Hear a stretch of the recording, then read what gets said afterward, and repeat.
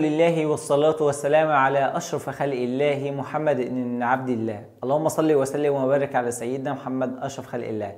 ازيكم شباب، عاملين ايه؟ يا رب تكونوا بخير وسعادة ودايما موفقين ودايما ان شاء الله في درجات التمني ودرجات التوفيق اللي تسعدك وتسعد اهلك بإذن الرحمن وتسعد قلبك كمان يا سيدي. يعني بداية كده بإذن الرحمن المحاضرة دي بتتكلم عن الهيكل الطرفي لحد نهاية الدعامة في الإنسان، ويبقى خلصنا الحدوتة بتاعت الدعامة خالص ونتنقل إن شاء الله للحركة، ونفهم المحاضرة الجاية يعني إيه حركة ويعني إيه حركة في نبات ونفصص الحركة خالص. المحاضرة اللي فاتت كانت بتتكلم عن كل بساطة عن بداية الدعامة في الإنسان، وكنا بنشرح فيها الهيكل المحوري وقسمناه لثلاث حاجات اللي هي الجمجمة والعمود الفقري والقفص الصدري، وشرحناهم شرح وافي بفضل الرحمن. النهاردة أنا جاي أكلمك عن حاجات بسيطة خالص في الهيكل الطرفي، نعرف يعني ايه هيكل طرفي، نعرف ازاي اللي هو بيشكل لي دعامة رئيسية في الجسم او دعامة في الجسم، وهنعرف كمان اللي ازاي بنقدر اللي هو يعني بيعمل لي عملية ارتباط مع الهيكل المحوري. وكمان بإذن الرحمن هنعمل عملية كده في نهاية الفيديو، عملية يعني ملاحظات وتكات مهمة جدا جدا جدا، ده محتاج اللي هو يتسمع من اول دقيقة لحد اخر دقيقة بإذن الرحمن. تمام يا شباب؟ تمام. اللهم صل وسلم وبارك على سيدنا محمد اشرف خلق الله. يلا يا شباب بينا نبدا المحاضره، بس ما تنساش تجيب كوبايه الشاي اللذيذه بتاعتك وتيجي. يلا بينا يلا بينا. اللهم صل وسلم وبارك على سيدنا محمد اشرف خلق الله. ازيكم يا شباب، عاملين ايه؟ يا رب تكونوا بخير وسعاده ودايما موفقين ودايما ان شاء الله في درجات التمني ودرجات التوفيق. الحصه اللي فاتت شرحنا الهيكل المحوري بالتفصيل وشبعنا من التكات والملاحظات بتاعته. تعالى بقى نبدا بكل بساطه في الهيكل الطرفي، نفهم يعني ايه هيكل طرفي. انا قلت لك بدايه الكلام، قلت لك اللي في الدعامه في الانسان بتتشكل لي في الهيكل، في الجهاز الهيكلي. قلنا الجهاز الهيكلي دوت منقسم لخمس حاجات: الهيكل العظمي والغضاريف والأربطة والأوترة والمفاصل. قلت لك بكل بساطة الهيكل العظمي منقسم لحاجتين: الحاجة الأولى اللي هي الهيكل المحوري، والحاجة الثانية اللي هي الهيكل الطرفي. الهيكل الطرفي بكل بساطة يا شباب بيكلمني عن حاجتين مهمين جدا، وهما الحزام الصدري والطرفان العلويان، وبيكلمني عن الحزام الحوضي والطرفان السفليان. هنفهم ازاي الحزام الصدري والطرفين العلويان مربوطين بالهيكل المحوري، وهنفهم برضو ازاي الحزام الحوضي والطرفين السفليان مربوطين بالهيكل المحوري. يعني بكل بساطة حصتنا النهاردة بسيطة خالص، وهي بتعبر عن تكملة للحصة اللي فاتت. يعني هنعرف ازاي الهيكل الطرفي مربوط بالهيكل المحوري او العكس. اللهم صل وسلم وبارك على سيدنا محمد اشرف خلق الله. تعالوا نبداهم كده بكل بساطه باول حاجه معانا، الا وهي الحزام الصدري. صلى على الحبيب اللي على قلبك يطيب، صلي بينا على النبي. سواء كان الحزام الصدري او الحزام الحوضي فالاتنين يعني بيتكونوا لي من نصين متشابهين. يعني ايه نصين متشابهين يا مستر؟ زي ما انت بالظبط بتطبق ايدك على بعضها كده، فبتلاقي النص ده هو زي النص ده، حاجتين متشابهتين تماما، فبقول عليهم جزئين متماثلين. يعني الحاجة دي هي الحاجة دي، هنا 5 صوابع وهنا 5 صوابع. فبنقول بكل بساطة الحزام الصدري بيتكون من نصفين متماثلين، كل نصف فيه متكون زي النصف الثاني. تمام يا مستر؟ طيب بيتكون عبارة عن ايه؟ بيتكون عن لوح كتف وترقوة. يعني ايه ترقوة يا مستر؟ ويعني ايه لوح كتف؟ هقول لك والله الترقوة ديت بتربط لي ما بين حاجتين مهمين جدا، بتربط لي ما بين لوح الكتف ده وبتربط لي ما بين القفص الصدري عن طريق الترقوة دي. بتيجي من اول اللوح الكتف وتقوم رايحه جايه مربوطه بيه عظمه القفص. احنا متفقين اللي في القفص الصدري الجزء الامامي اللي هيربط الضلوع هو القص. طب والخلف الفقرات الظهريه؟ انا ماليش علاقه بالفقرات الظهريه النهارده، انا ليا علاقه بالجزء اللي هيربط الهيكل المحوري ده بالهيكل الطرفي. هقول لك اول ملحوظه معايا: الترقوه دهيتي هتربط لي من الامام هتتوصل بعظمه القص، ومن الخلف او من المنطقه الجانبيه ديتي هتتصل بلوح الكتف. تمام يا شباب؟ طيب التركوة ديتي عشان يعني نشرحها بالتفصيل اكتر بنقول عليها عظمة باطنية. باطنية يعني بكل بساطة متبطنة كده، حاجة بسيطة مفرودة. مفرودة ديتي جاية من الجنب من لوح الكتف، متوصلة على طول فين يا مستر؟ متوصلة متوصلة فين يا مستر؟ بعظمة القص. طيب صلي بينا على النبي، صلى على الحبيب لعل قلبك يطيب. انا عندي كم تركوة في الجسم؟ عندي 2. انا قلت لك الحزام الصدري بيتكون من كام؟ من نصفين متماثلين، يعني نفس التركيب اللي في الناحيه اليمين هو اللي نفس التركيب في الناحيه الشمال باختلاف الاتجاه. يعني انا عندي تركوة يمين وعندي تركوة شمال. تمام، يبقى انا عندي كم تركوة في الجسم يا مستر؟ عندي 2. طيب لوح الكتف دهوتي اللي جاي لي منه بقى التركوة من الجنب عباره عن ايه؟ قال لي والله عباره عن مثلث. المثلث ده اهو هيكون الطرف الداخلي بتاعه عبارة عن مثلث اهو، عظمة مثلثية الشكل. الطرف الداخلي بتاعه بيكون عريض، تمام، والطرف الخارجي بتاعه بيكون مدبب، بتتوصل لي من خلاله التركوة بعظمة القص. طيب يبقى تاني التركوة ده هي مالها؟ عظمة باطنية رفيعة بتتوصل لي من الجانب بلوح الكتف ولحد لما توصل لي لعظمة القص. دي التركوة. عندي كم تركوة في الجسم؟ عندي 2. طيب لوح الكتف دوت يا مستر عظمة ظاهرية موجودة في الظهر، مالها؟ مثلثية الشكل. مالها؟ الحتة اللي في النص دي اللي في نص ظهرك هو دوت الطرف الداخلي بتاعها. مالها يا مستر؟ عريضة. طيب والجزء الخارجي بتاعها مالها؟ مدبب. طيب الجزء الخارجي دوتي هو اللي هيتوصل فيها بداية التركوة. طيب عظمة لوح الكتف هتشكل لي بكل بساطة، هتشكل لي كده اهو، هتشكل لي تجويف. التجويف ده هو هسميه التجويف الأروح. تمام. طب مش معنى انا قلت عليه يا مستر التجويف الأروح وليه كونت هنا تجويف في المكان ده بالذات؟ هقول لك والله انا سميته التجويف الأروح لانه او متواجد التجويف الأروح في المكان ده لان هيستقر فيه الراس العضد اللي هتكون لي الطرف العلوي. يبقى تاني انا عندي في الحزام الصدري عندي بكل بساطه التركوة ده هي مالها يا مستر؟ عظمه باطنيه رفيعه من الامام، رفيعه تتصل من الامام بعظمه القص. طب ومن الجانب يا مستر بلوح الكتف. طيب لوح الكتف ديت مالها يا مستر؟ لوح الكتف ديت عظمه ظاهريه موجوده في ظهري، مالها؟ مثلثيه الشكل اللي في نص ظهري عريضه، يبقى دوت الطرف الداخلي بتاعها. طب من الخارج يا مستر؟ من الخارج جزء مدبب بيتوصل من خلاله التركوة. طيب موجود فيها تجويف بسميه التجويف الأروح، ودهوت بكل بساطه التجويف الأروح دوت بيستقر في ايه؟ عظمه العضد. وعظمه العضد لما تستقر لي في التجويف ده اذا انا هنا بكون مفصل واسع الحركه اللي هو مفصل الكتف. في حاجة صعبة؟ أظن ما فيش حاجة صعبة. طيب لو جاب لي الشكل ده في الامتحان يا شباب وقال لي كم عدد أو مجموع عظام الحزام الصدري؟ طيب مجموع الحزام الصدري أقول له 4 عظام. ليه بقى؟ لأن أنا قلت لك اللي هو نصفين متماثلين، كل نصف بيحتوي على 2، واحدة تركوة واحدة لوح كتف والنصف التاني تركوة ولوح كتف، يبقى 4 عظام.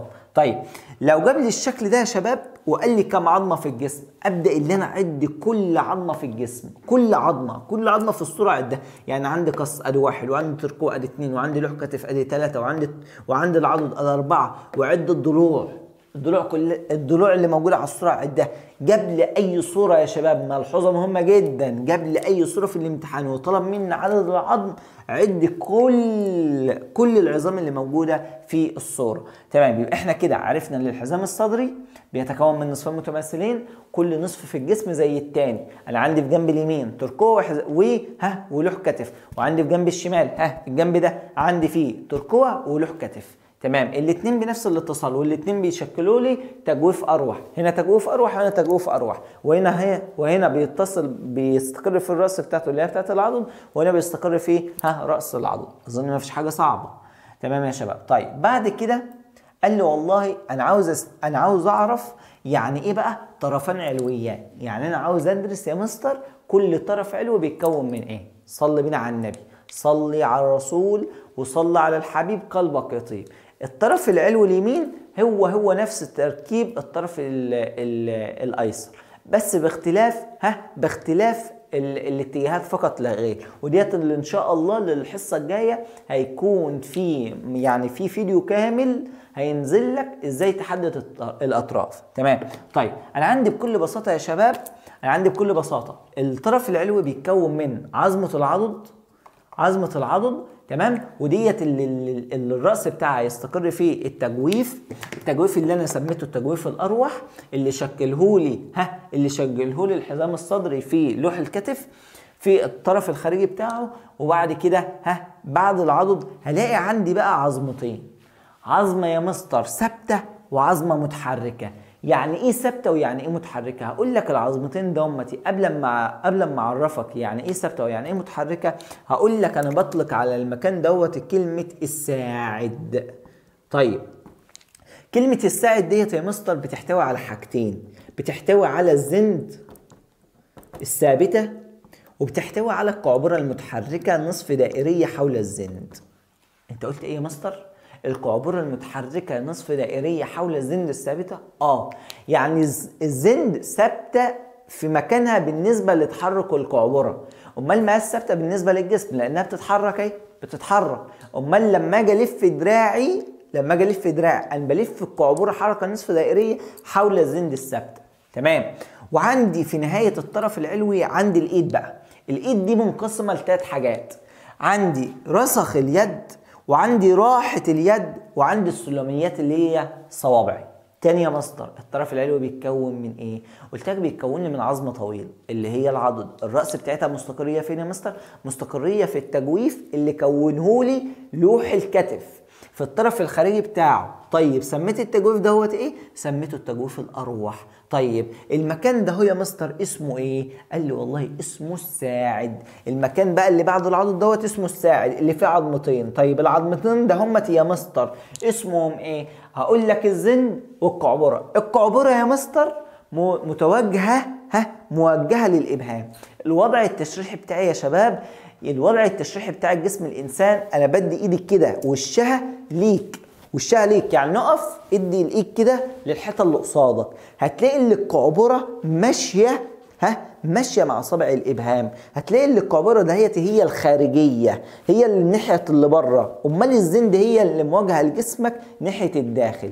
يبقى انا هقول لك ان الزند دهيت داخليه، واقول لك القعبره ديتي خارجيه بالنسبه للوضع التشريحي للانسان. ولو جيت شفت الايد اليسرى برضو اهو، ادي القعبره ماشيه مع صابع الابهام، وادي الزند ماشيه داخليه جوه الجسم بتاعي، جوه الجسم اهو. يبقى كده الزند. امال بره يا مستر؟ بره كده بره اللي ناحيه صابع الابهام، دي هي القعبره. طيب انهي الثابته؟ الزند. طب انهي اللي بتلف نص دايره حواليها؟ هي القعبره. طيب وبقيت ايدي يا مستر؟ بقيت دي ايدي عباره عن الحته اللي تحت دي هي عباره عن رسخ اليد، والحته ديتي هي راحه اليد، والصوابع اللي فوق دول بسموهم السلميات. تعالى بقى نتعرف ازاي بتوصلوا. تعالى نجيبها من فوق لتحت. قلت لك اول حاجه مفصل الكتف اللي بيستقر فيه راس العضد في التجويف الاروح. تمام يا مستر. طيب المفصل الكوع دوت يا مستر، مفصل الكوع دوتي بيعمل لي تجويف بسيط خالص، تجويف في النتوء الداخلي بتاع العضد، بيستقر فيه راس الزند. تمام.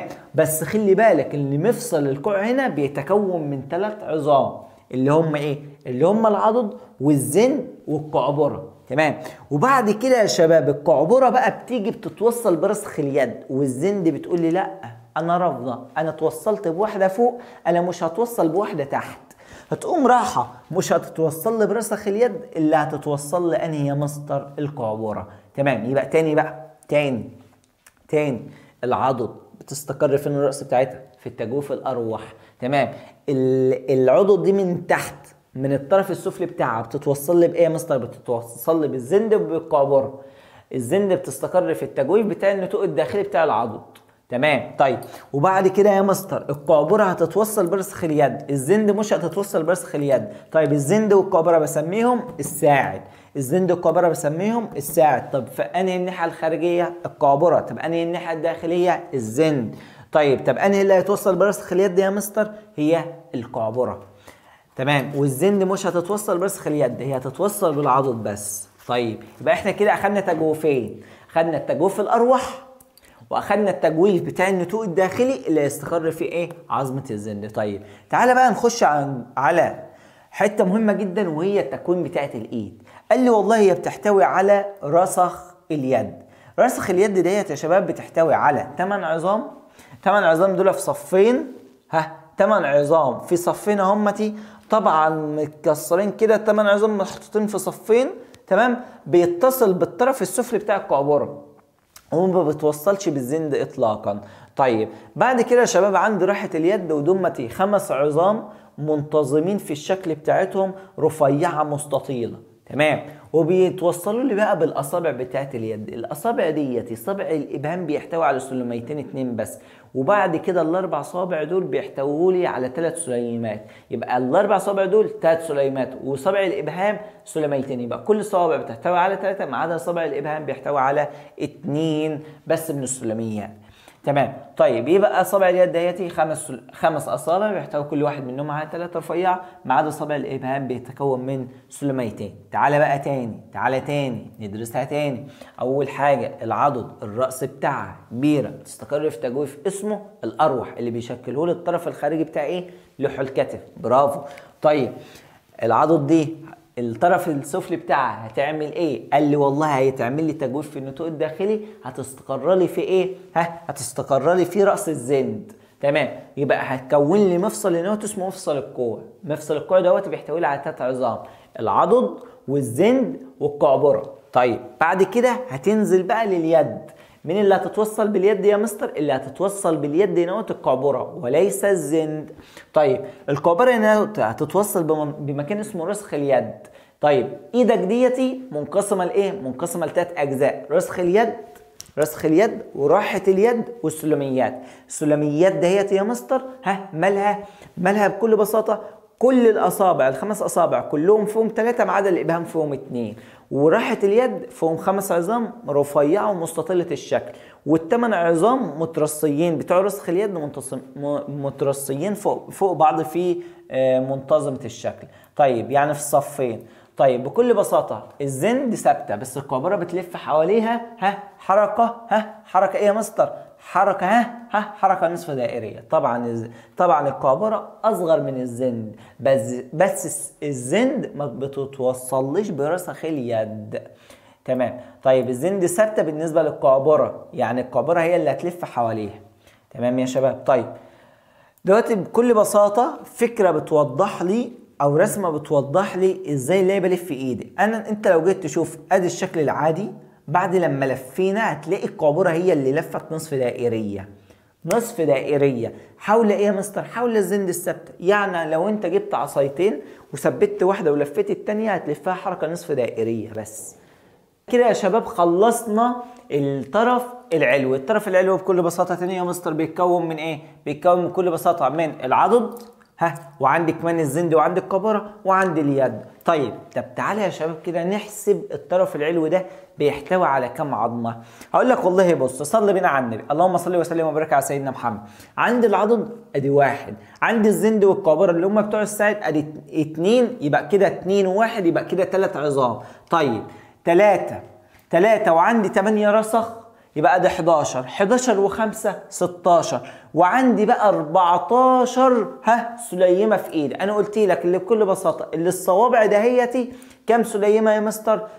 عندي في كل صبع 3 ما عدا صبع الابهام في 2، يبقى 14 يا مستر و16 يبقى عندي 30 عظمه في الطرف العلوي الواحد.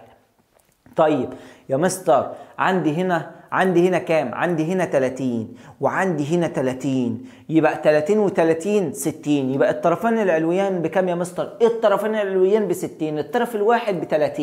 طيب ايدك بس يا مستر، الايد بس عندي 14 سليمه وعندي كمان 5 راحه يد وعندي كمان ايه يا مستر؟ وعندي 8 رسخ اليد. لما تيجي تحسبهم تلاقوهم بالظبط 27 في اليد. طيب يا مستر 27 في اليد ازاي؟ 14 سليمه و5 14 و5 19 و8 يبقى كام يا مستر؟ يبقى 27 ديت عظام اليد بس. طيب ايدي كلها بقى الطرف العلوي كله 30. ليه؟ لان انا بضيف الزند والقعبره والعضد. تمام. يبقى عند الطرفين العلويين كام يا مستر؟ عند الطرفين العلويين بكل بساطه كام؟ سمعني صوتك. كام؟ 30. طب الطرفين العلويين الاثنين، الطرف العلوي الواحد 30، الطرفين العلويين 60. طيب مستر الطرفين العلويين والحزام الصدري، الحزام الصدري كام عظمه يا مستر؟ 2 في كل جانب، يعني كام؟ يعني 4 في الجسم، يبقى 64 الحزام الصدري والطرفين العلويين. طب قال لي النصف الحزام الصدري وطرف علوي واحد، يبقى بكل بساطه 32 ترقوه ولوح كتف، والطرف بقى اللي هو العضد والزند والقابره وعظام اليد. تمام كده يا شباب؟ تمام. تعالوا بقى نتنقل للجزء السفلي بتاع الجسم، الا وهو الحزام الحوضي والطرفين السفليان. صلى على الحبيب عشان قلبك يطيب. الحزام الحوضي دوت يا شباب بيتكون من ايه؟ قال لي والله بيتكون من، برضو من زمان قلت لك في بدايه الفيديو، من نصفين متماثلين، زي بالظبط لما بتشوف ايدك الاثنين بتلاقي دي 5 عظام ودي ايه؟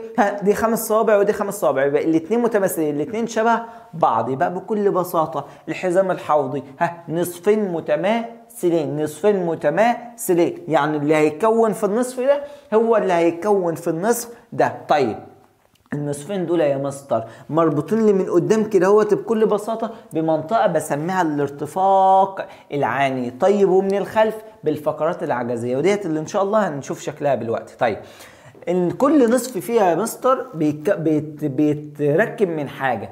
اول حاجة هي الحرقفة، اول حاجة يا شباب الحرقفة. طيب كل نصف، يعني انا بتكلم عن نصف واحد بيتكون من حرقفة، وبيتركب من عانة كمان، حاجة اسمها العانة، عظمة العانة، وبيتركب من الخلف بعظمة اسمها الورك. يبقى بكل بساطة الحرقفة والعانة والورك. العانة ديتي هي اللي هتربط الحرقفة من قدام. طيب والورك ده هو اللي هيتربط لي من الحرقفة من الخلف. طيب امال يا مستر النصف الثاني برضو حرقفة وعانة وورك. طيب يا مستر الاثنين بقى الحرقفه والعانه والورك دول كل دول هيبقوا عظمه واحده، والحرقفه والعانه والورك كل دول هيبقوا عظمه واحده، يرتبطوا له من امام من المنطقه ديتي بمكان بسميه الارتفاق العاني. طيب يا مستر، طب ديت المنطقه الباطنيه، دي المنطقه اللي قدام. طب يا مستر من الخلف هيتربط لي بالفقرات العجزيه. بالفقرات ايه يا شباب؟ بالفقرات العجزيه. طيب لما اقول لك الحرقفه هتتربط بالورك من قدام، هتتربط لي من قدام بايه؟ حرقفه وسكت، يبقى بالعانه. طيب الحرقفه من الخلف هتتربط لي بايه؟ بايه يا مستر؟ بالورك. طيب النصفين دول هيتربطوا لي بايه يا مستر؟ من الخلف بالفقرات العجزيه. طب النصفين دول هيرتبطوا لي ايه يا مستر؟ من الامام هيرتبطوا لي من منطقه الارتفاق العاني. تمام. يبقى النصف الواحد بيتركب من الحرقفه والعانه والورك، والثلاثه هيتجمعوا لي في عظمه واحده. تمام كده يا شباب؟ تمام. طيب قال لي والله بكل بساطه عظام كل نصف من الحزام الحوضي ملتحمين، اللي هي الحرقفه والعانه والورك. طيب كل نصف عباره عن عظمه واحده، والحزام الحوضي عباره عن عظمتين، اللي هو الحرقفه والعانه والورك مثل لي عظمه، والحرقفه والعانه والورك في النصف الثاني مثل لي عظمه. تمام. وهيرتبطوا له من قدام ما تنساش بمنطقه بسميها الارتفاق العاني. طب يرتبطوا له من الخلف بمنطقه بسميها الفقرات العجزيه، مش الفقرات العصعصيه. تمام. الارتفاق العاني دوت ماله يا مستر؟ جزء غضروفي، يعني بيحصل على الغذاء بتاعه ازاي؟ بالانتشار. اوعى تقول الاوعيه الدمويه. تمام. هو بيوصل هو ممكن يتغذى بطريقه ثانيه بالاوعيه الدمويه، بس عن طريق حاجه اسمها السمحقاء، وديت مالكش علاقه بها خالص. انت تقول بيحصل النسيج الغضروفي بالانتشار، بخاصيه الانتشار على طول. طيب دوت بيمثل اتصال نصفي اتصال نصفي الحوض، يعني نصفي الحوض انا هربط بمنطقه الارتفاق العاني. طيب والمنطقه الخلفيه في الحوض انا هربط بالفقرات العجزيه. طيب يا مستر التجويف الحقي، لما انا همثل الحرقفه والعانه والورك هلاقي عندي تجويف هيتشكل لي فيه راس الفخذ. الفخذ ديت يا شباب هي اول عظمه في الطرفين السفليان. يبقى بكل بساطه انا كده تالت تجويف اقوله لك النهارده. التجويف الاروح قلناه في المفصل الكتف اللي هيتشكل فيه الراس بتاعه العضد، وقلنا كمان التجويف بتاع النتوء الداخلي بتاع العضد، وكمان بنقول دلوقتي في الحزام الحوضي موجود فيه تجويف حقي عشان يستقر فيه ايه يا شباب؟ يستقر فيه بكل بساطه يستقر فيه العظمه الكبيره بتاعت ايه؟ بتاعت الطرف السفلي اللي هي الفخذ. طيب بكل بساطه التجويف الحقي دوتي موضع اتصال 3 عظمات، يعني ال3 عظمات دول بيتجمعوا لي عند التجويف ده، اللي هم ايه ال3 عظمات دول؟ اللي هم كونوا عظمه واحده اللي هي الحرقفه والعنه والورك. تمام كده يا شباب؟ طيب عدد عظام الحوض 4 اللي هم ايه يا مستر؟ لما يجيب لي الشكل بتاع الحوض اللي تقوم رايح حاسب عليه اللي هو 4 عظام. ليه؟ لو جاب لي شكل اللهم صل وسلم وبارك على سيدنا محمد، لو جاب لي شكل الحرقفتين يبقى دمت 2، وعندك من الفقرات العجزيه 3، ولو جاب لي الفقرات العصعصيه جابها لي في الرسمه يبقى 4، ما جابهاش في الرسمه قول 3، جاب لي الفقرات العصعصيه في الرسمه يبقى 4 باحتساب العصعص، باحتساب الفقرات العصعصيه. تمام. طيب بعد كده يا شباب هندخل على الطرفين السفليان، وتعالى بقى نشرح الطرفين السفليان بطريقه باذن الرحمن ما تنساهاش اطلاقا. طيب الطرفين السفليان قلت لك التجويف اللي هيستقر فيه الفخذ هي ايه يا مستر؟ هو التجويف التجويف الحقي. التجويف الحقي ده يا شباب موجود فين يا مستر؟ موجود في الحزام الحوضي. تمام. طيب عندي بكل بساطه في الطرف السفلي هيتكون من فخذ، والفخذ دوت كمان هينزل لي تحت كده هيتكون لي من شظيه وقصبه، وبكل بساطه يا شباب مفصل الركبه دوتي هنلاقي بكل بساطه عظمه صغيره كده دوتي هسميها الردف. وبعد كده يا شباب هنكون الرجل القدم بتاعتي. طيب بكل بساطه يا شباب احنا هنبدا من الاول. الفخذ ديتي عظمه كبيره، اكبر عظام الجسم هي عظمه الفخذ. الراس بتاعتها هتتشكل في التجويف اللي هو اسمه ايه؟ التجويف الحقي اللي موجود فين؟ اللي هو موضع اتصال ال3 عظام الحرقفه والعنه والورك في الحزام الحوضي. تمام. طيب هتنتهي بقى الفخذ دي بنتوئين، النتوئين دول بيتوصلوا له بالساق عشان يشكلوا لي مفصل الركبه. تمام. طيب والمفصل الركبه دوتي امامه عظمه مهمه جدا جدا جدا جدا اسمها الردفه. الردفه ديتي عظمه صغيره مستديره يعني دائريه بتوجد امام ايه يا شباب؟ بتوجد امام مفصل الركبه. بعد كده يا شباب بنتكلم عن الساق. احنا كنا في الايد بنسميه الساعد، لا في رجلك بقى في الطرفين السفليان انا هسميه الساق. الساق ده عباره عن ايه؟ عباره عن الشظيه الخارجيه يعني ناحيه بره مش ناحيه رجلك الثانيه.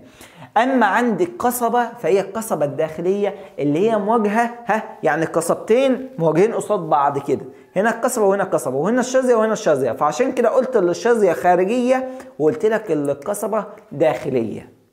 تمام.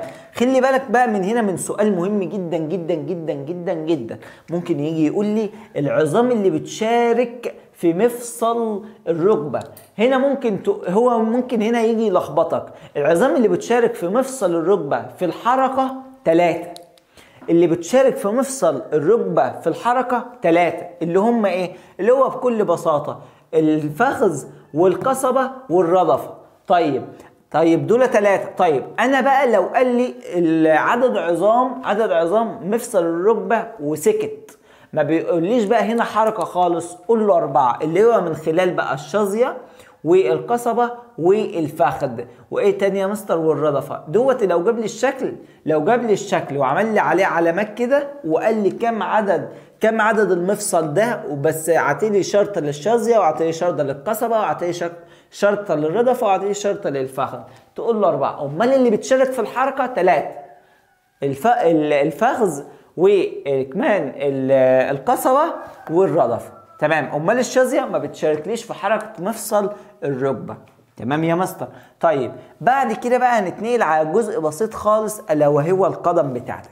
هنلاقي ان العظام الاولى اللي هي رسخ القدم، والتانية المشط بتاع القدم او بسميها راحة القدم، وبعد كده الاصابع سهلة 14 سليمة، كل صبع ب3 ما عدا الابهام ب2.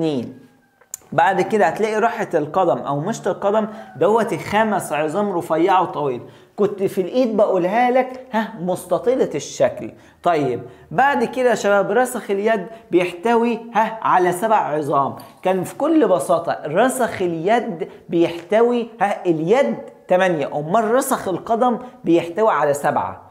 انا قلت لك اللي رسخ اليد 8، امال رسخ القدم يا مستر فهو 7 عظام. طيب ودي الاختلاف ما بين القدم وما بين اليد. طب يا مستر عدد عظام الطرف السفلي كله كام؟ ما تيجي نعدهم. بص يا سيدي صلي بينا على النبي، تعال نبداهم من تحت لفوق. عظام القدم كام؟ انا عندي 14 سليمة، وعندي 5 بقينا 19. طيب 19 و7 يبقى 26. وعندي ايه؟ وعندي الردفة يبقى كده 27، وعندي الشظية والقصبة يبقى كده كام؟ 29، وعندي الفخذ يبقى كده 30. يبقى الطرفين السفليان ب60 برضو، كل طرف ب30، كل طرف ب30. يبقى الطرفين السفليان كام يا مستر؟ كام؟ سمعني. 60. الطرف الواحد 30. تمام كده يا شباب؟ طيب قال لي بقى هنا يا مستر اكبر العظام موجوده في القدم، اكبر العظام متشكله لي في رسخ القدم هي ايه؟ عظمه الكعب. كعب القدم دوتي اكبر العظام اللي موجوده فين يا مستر؟ في رسخ القدم. يبقى كده الطرفين السفليان تاني الحزام الحوض بيحتوي على كام يا مستر؟ بيحتوي على نصفين متماثلين، النص اليمين زي النص الشمال. النص اليمين بيتكون من ايه يا مستر؟ بيتكون من الحرقوفه والعنه والورك، متكونين في عظمه واحده. وبيتكون كمان الطرف الايسر من الحرقوفه والعنه والورك، متكونين في عظمه واحده. بيربطوا من الامام بالارتفاق العاني، بيربطهم من الخلف الفقرات العجزيه. كمان ممكن نقدر نقول اللي الحرقوفه والعنه والورك، الحرقوفه بتتربط من الامام بالعانه، ومن الخلف بالورك. طيب ومن النص الثاني الحرقوفه بتتربط من الامام بالعانه، ومن الخلف بالورك. طب بيتربطوا له ازاي مع بعض؟ من الخلف بالفقرات العجزيه، طب من الامام بمنطقه بسميها الارتفاق العاني. تمام. بعد كده دخلنا على الطرفين السفليان، وهنا بتحتوي على الفخذ، وديت اكبر ايه يا مستر؟ سمعني. اكبر العظام في الجسم. وقلنا كمان عندي الردفه، وعندي نوتي بتشكل لي نتوئين عشان تكون لي مفصل.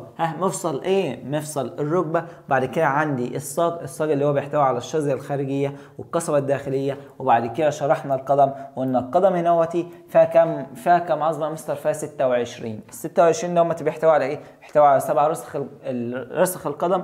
وقلنا اللي 7 رسخ القدم اكبر عظمه فيهم اللي هي كعب القدم. وقلنا كمان مشط القدم او راحه القدم اللي هي 5 عظام رفيعه وطويله، امال كانت في الايد 5 عظام مستطيله الشكل. بعد كده اخذنا القدم اللي هو الاصابع، اللي هو 5 اصابع، كل صابع فيها 3 سليمات ما عدا صابع الابهام فيه 2 بس. يبقى كده بفضل الرحمن خلصنا الطرفان، خلصنا الحزام الحوضي والطرفان العلوي والطرفان السفليان، وخلصنا الحزام الصدري والطرفان العلويان.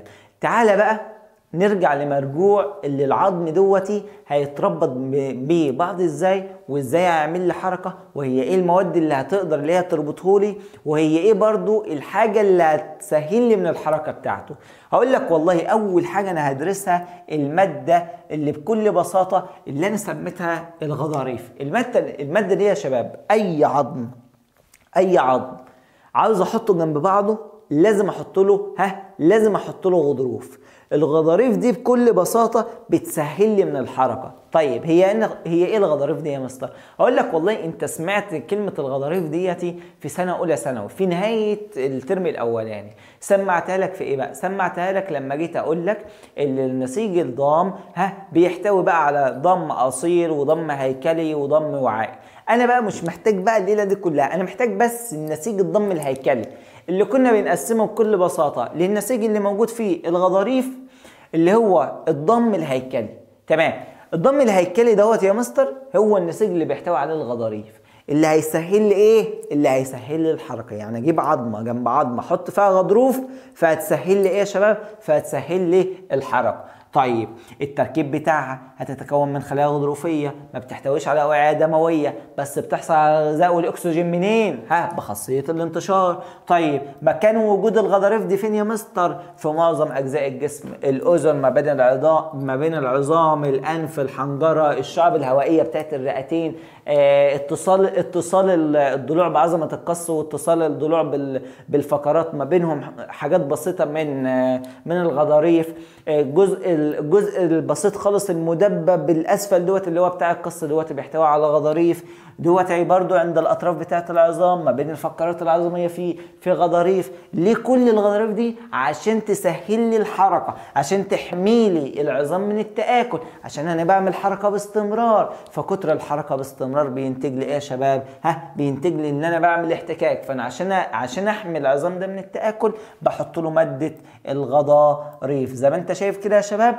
الماده ديت هي الغضاريف. طيب امال السائل ده ايه؟ دوت السائل المصلى هتاخده دلوقتي في المفاصل. في اي حاجه صعبه زي ما انت عارف بقى، في الشعب الهوائيه، في الانف، فعندي في الاذن، عندي في المكان اللي هو الحنجره، عندي في الشعب الهوائيه. الاماكن دي كلها مغرقه جسم بالغضاريف. ليه يا مستر؟ نتيجه الحركه المستمره في الجسم. طيب بعد كده بيقول لي ماذا يحدث في حاله غياب الغضاريف؟ حاله غياب الغضاريف ديتي يا ترى يا هل ترى لو انا ما عنديش غضاريف ايه اللي هيحصل؟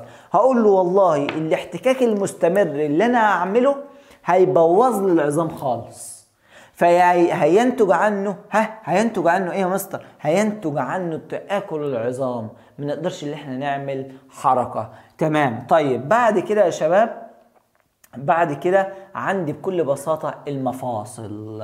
هي ايه بقى يا مستر المفاصل دي؟ المفاصل دي بكل بساطه يعني انا جبت عظمتين اهو، وحطيت ما بينهم غضروف، وعاوز اقول للمكان ده هسميه ايه؟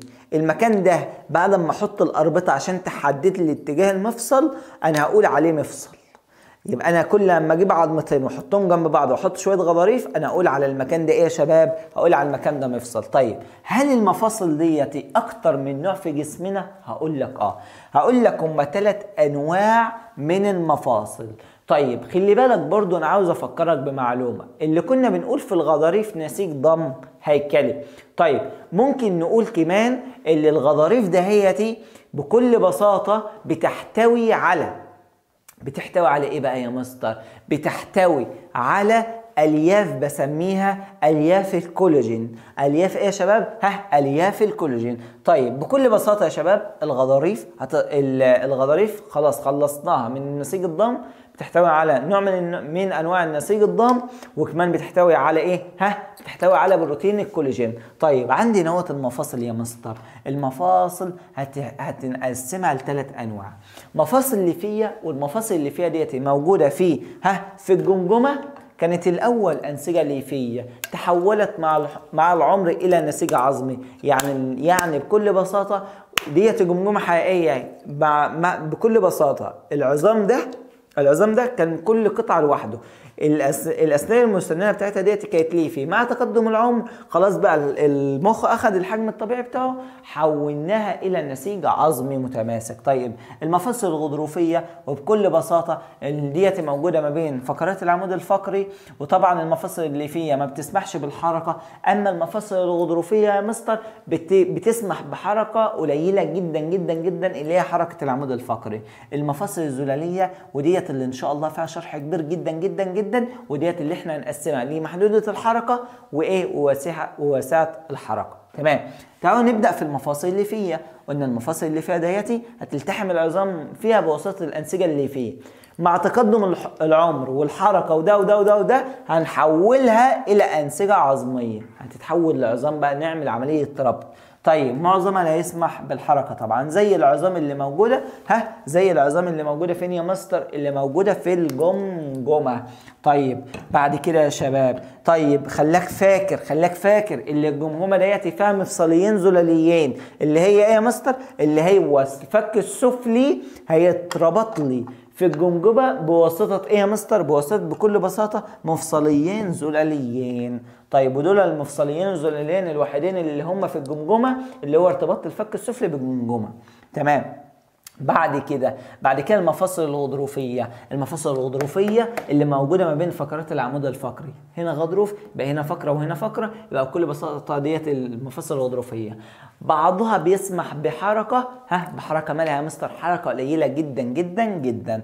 طيب المفاصل الغضروفيه موجوده ما بين فين يا مستر؟ موجوده ما بين فقرات العمود الفقري. تعالى بقى نخش على التقيل الا وهو المفاصل الزلاليه. المفاصل الزلاليه هنا يا شباب بتحتوي لي على حاجه جنب الغضاريف. ليه؟ عشان تنشط لي الحركه، عشان تسهل لي من الحركه، عشان تحدد لي الاتجاه بقى.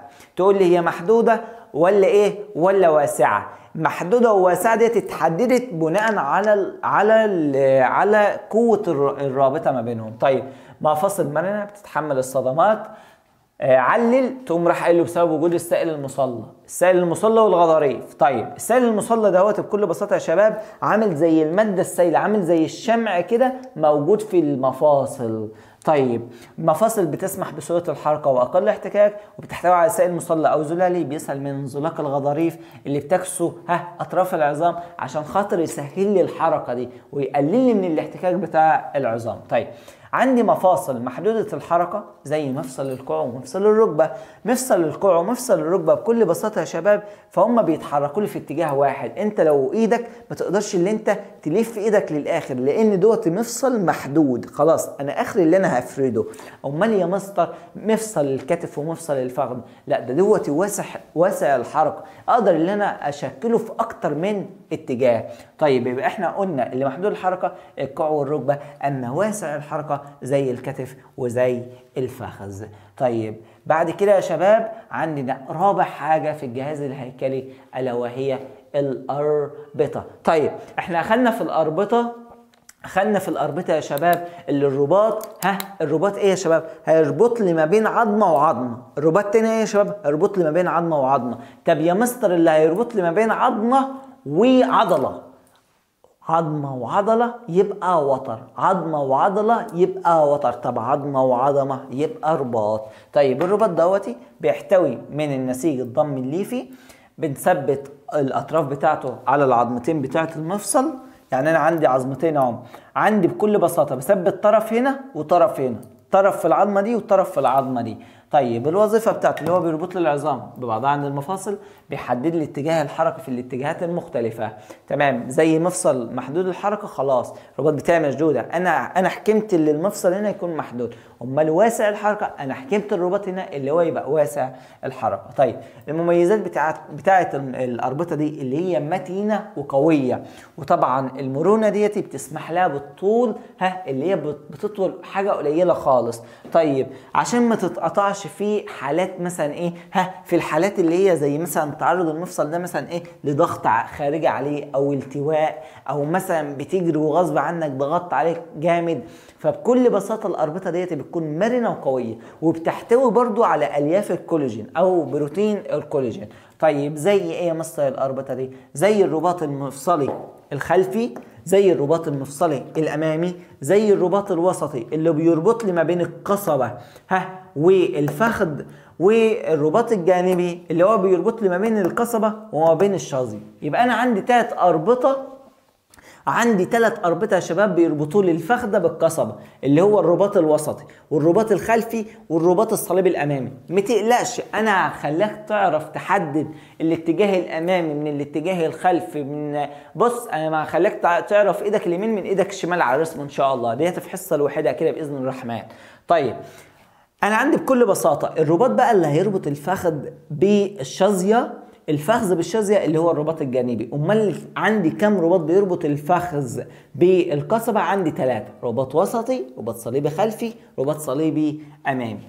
طيب بعد كده يا شباب اخر حاجة معانا في الدرس النهاردة، وبعدها باذن الله هننتقل للملاحظات والتكات. اوعى تسيب الفيديو لما تخلصه خالص. هي ايه يا مستر؟ هي الاوتار. الاوتار دوت نسيج ضم قوي يربط لي عضلة بعظم عند المفصل. طيب هيسمح لي بالحركة لما بنعمل عملية انقباض وعملية انبساط للعضلة. زي ايه يا مستر؟ زي العضلة بتاعتك العضله اللي في الرجل بكل بساطه، او بكل بساطه العضله اللي في ايدك هي بيربط لي بوتر عند المفصل بتاع الكوع، عشان خاطر اللي هو يعمل لي عمليه انقباض وانبساط العضلات، فبيؤدي لي الى حركه.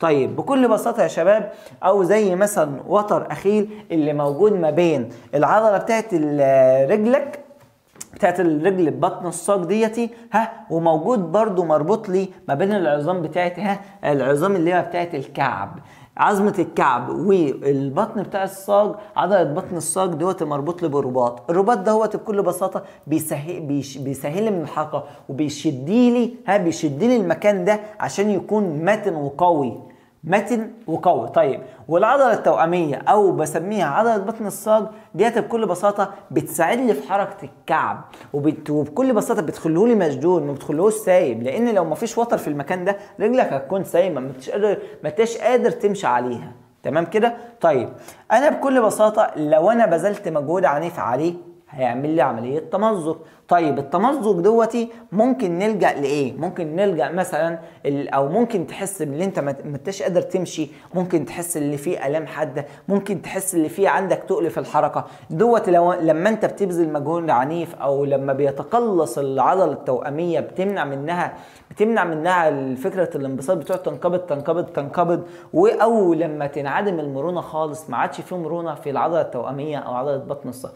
كل ده بترجعني المفهوم اللي العضله بتتمزق، او اسف اللي الاوتار ديت بتتمزق. تمام يا شباب؟ تمام. اعراض التمزق طبعا زي ما احنا قلناها عدم القدره على المشي. طيب لو جاب لي الشكل ده في الامتحان وقال لي الشكل ده اهو عباره عن ايه؟ قول له دوت القطع في وتر اخير، ودوت محتاج تدخل جراحي. امال بكل بساطه المضادات الحيويه والالتهابات والمسكنات ديت في حاله الحاله البسيطه. طيب استخدام الجبيره دوت برضو بيكون في الحاله البسيطه. التدخل الجراحي دوت لما بيكون في قطع في الوتر باذن الرحمن. طيب ربنا يكفينا شرها يعني. طيب ديت بكل بساطه فنيات على البسيط، ديت اللي هو تحديد الركبه بقى وتحديد الايد والكلام ده كله. ما تقلقوش خالص باذن الرحمن، احنا هنعمل لكم حصه كامله متكامله بناء كده اللي هي انت هتحدد فيها ايدك اليمين من ايدك الشمال والكلام ده كله باذن الرحمن.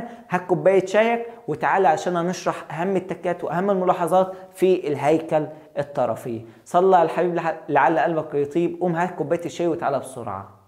بداية كده يا شباب احنا شرحنا الهيكل الطرفي، وعرفنا ان الهيكل الطرفي محتوي على الحزام الصدري والطرفان العلويان والحزام الحوضي والطرفان السفليان. تعالى بقى نكمل كده بكل بساطة التكات والملاحظات اللي احنا محتاجينها اصلا في الجزئية دي. هقول لك والله اول حاجة بنقول اللي تنتقل الترقوة وزن الطرف العلوي للهيكل المحوري. يعني بكل بساطة بتاخد الطرف العلوي ده اهو بتنقله للهيكل المحوري عشان يسند عليه. تمام. طيب عظمة كعب القدم بيرتكز عليها الإنسان، عشان كده بنعمل فيها وتر أخير عشان تبقى قوية وقادرة اللي هي تشتغل، وبنربطها بالعضلة التوأمية. تمام. مفصل الفخذ أكثر ثباتا من مفصل الكتف، يعني مفصل الفخذ ده أكثر ثباتا. ليه بقى يا مستر؟ لان بكل بساطة هو التجويف الحقي بتاعه عميق، اللي بيستقر فيه رأس الفخذ عميق، فبكل بساطة بيديه ثبات اكتر. طيب يتصل الهيكل الطرفي بالهيكل المحوري عن طريق اول حاجة الترقوة من الجانب القص، وبكل بساطة الترقوة ديت جاية من الجانب بتاع لوح الكتف. طيب وبكل بساطة الحرقفة بتتصل بالفقرات العجزية بقى، ديت اتصال الهيكل الطرفي بالهيكل المحوري. طيب بيقول لي تتشابه الأربطة والأوتار في ايه يا مستر؟ الأربطة والأوتار بتتشابه في البنية التحتية بتاعتهم، اللي هما الاتنين بيحتووا على نسيج ضام هيكلي. تمام يا شباب؟ تمام. طيب وبس خلي بالك اللي الأربطة بتربط لي عظمة بعظمة، والأوتار بيربط لي عضلة بعظمة. تمام. والاتنين عند المفاصل. يوجد للاوتار دور مشترك. ايوه طبعا الاوتار لها دور مشترك ما بين الجهاز الهيكلي وما بين الجهاز العضلي، لان بكل بساطه بتربط لي حاجتين ببعض، جهاز عضلي وجهاز هيكلي، فبتعمل لي اشتراك ما بين الاجهزه. طيب في الوضع التشريحي للقدم القصبة بتكون للداخل والشاذ للخارج، دي قلنا أهمية عظمة الردفة ديت بتحمل ايه يا مستر؟ انا قلت لك اللي هي موجودة قدام مفصل الركبة، فهي بتحمل مفصل الركبة ده وبتمنعه من الانزلاق. والعضلات الهيكليه دايما بتكون طويله واسطوانيه يا شباب، فخلي عندك المعلومه دي. وطبعا عديده الانويه. العضلات الملساء بتكون وحيده الانويه، وبيكون العضلات القلبيه غالبا بيكون فيها نواه واحد. طيب عدد عظام الطفل اكبر من عدد عظام الشخص البالغ، لان انا قلت لك في الحصه اللي فاتت اللي عدد عظام الطفل بيكون 273 فيما يزيد، اما الطفل اللي بدا يمشي على رجله خلاص التحم فيه عظام فبقى 206. طيب بعد كده بيظهر الثقب الكبير اللي هو بتاع الجمجمه ده اهو، بتاع الجمجمه من خلال المنظر السفلي بتاع الجمجمه اهو. ادي الثقب الكبير، المكان اللي حطيت فيه ايدي ده بكل بساطه ده بكل بساطه الثقب الكبير اللي هيمشي من خلاله الحبل الشوكي. تمام. بيطلق على عظمه القص بسميها العابوس. ايه العابوس؟ او جت لك يعني في الامتحان او جت لك في اي سؤال باذن الرحمن. ترتيب من حيث الالتئام من اكتر بكل بساطه اللي هياخد الغضاريف والاربطه والاوتار والعظام. اللي هياخد بكل بساطه وقت قليل الغضاريف، ثم الاربطه، ثم الاوتار، ثم العظام. العظام هتاخد وقت كبير شويه، تمام، والاوتار هتاخد وقت اقل من العظام، والاربطه هتاخد وقت اقل، والغضاريف هترتبط بسرعه. طيب الاحتواء على الخلايا. طيب بعد كده المفاصل اللي فيها مفاصل مؤقته لانها تتحول العمر لنسيج عظمي. المفصل الذي يتكون من التقاء نتوءات فقط هو مفصل الركبه، ودوت بنعمل عمليه نتوءات الفخذ. وبكل بساطه ده اكبر المفاصل والاكثر التعقيد بتاعهم. تمام. بعد كده يا شباب، بعد كده عندي التجويف الحقي. قلنا اعمق من التجويف الاروح، لان التجويف الحقي بيربط ما بين راس عظمه الفخذ وراس عظمه الفخذ دي كبير، وبيعمل لي عمليه التقاط للثلاث عظام اللي هم الحرقوفه والعنه والورك. تمام يا شباب. والتجويف دوت طبعا ليه القدره على تحمل وزن الجسم. يتوقف عدد الاربطه على عدد العظام، بينما يتوقف نوع الحركه على مرونه الرباط. تمام يا شباب. طيب عدد الأربطة يتوقف على عدد العظام، بينما يتوقف الحركة بتاعت المرونة على ايه يا شباب؟ على مرونة الرباط. طيب في المفاصل الزلالية تتمفصل عظمة القابرة مع عظمة الزند من أعلى بالمفصل الزلالي اللي هو المحدود الحركة، وديت اللي عشان يسمح بالحركة بتاعتها بالدائرية. تتمفصل عظمة القابرة مع عظمة الزند بكل بساطة من أعلى بواسطة المفصل الزلالي محدود الحركة. طيب بعد كده انواع الغضاريف، عندي غضروف ليفي وعندي غضروف مرن وعندي غضروف زلالي. الغضروف الليفي دوت غضروف صلب وقوي وكثيف، اما الغضروف المرن غضاريف من الياف كده الكولاجين بكل بساطه موجوده في اللسان، موجوده في الزور، موجوده في الحنجره، هكذا. دي الغضروف المرن. اما الغضروف الزجاجي دوت الاكثر انتشارا في الجسم، وجوه بكل بساطه موجود لي في بدايه العظام والممرات التنفسيه وهكذا. طيب تركات على العمود الفقري، يعني احنا بنرجع برضو للهيكل المحوري. صلى على الحبيب على قلبك يطيب. بيقول لي عدد النتوءات الشوكيه 23، اللي هم ايه يا مستر؟ اللي هم 6 عنقيه و12 ظهريه و5 قطنيه. طيب المفاصل الخلفيه كام يا مستر؟ 48، المفاصل الاماميه 50، واظن دوتي احنا شارحينهم في الفيديو اللي فات. طيب بكل بساطه كل ده الحمد لله فضل من ربنا مشروح في اخر الحصه اللي فاتت، اللي هو الهيكل المحوري شرحناه في نهايه الحصه اللي فاتت.